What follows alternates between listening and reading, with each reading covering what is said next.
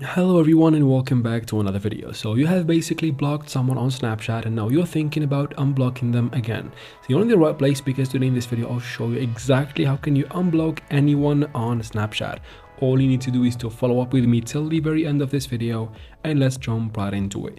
Now since we're going to be using the Snapchat application, let's head out to Play Store or App Store, depends on what device you're on. Search for Snapchat right here, open it and make sure we have the app updated to the latest version for everything to work properly as you can see here and to make sure both of us are on the same page.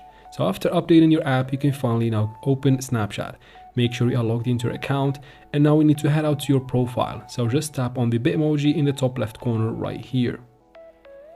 And now from your profile, we need to head out to settings. So tap on the gear icon in the top right corner of the screen.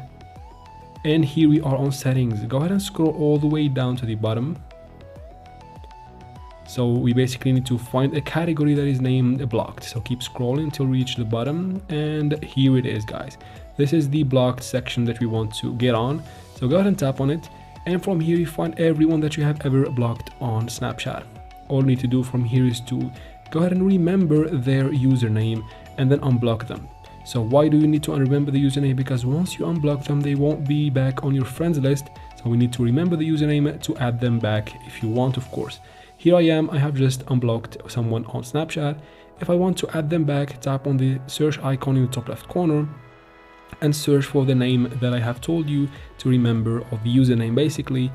And once you search for them this time, you'll find them. You can open their profile and just add them and wait for them to accept you to be back to your friends list. And that is it for this video, guys. I hope it's useful. If it was, please like and leave your comments and questions in the comment section. I'll try to answer every single one of them. And of course, subscribe to the channel. Thank you very much for watching and see you in the next one.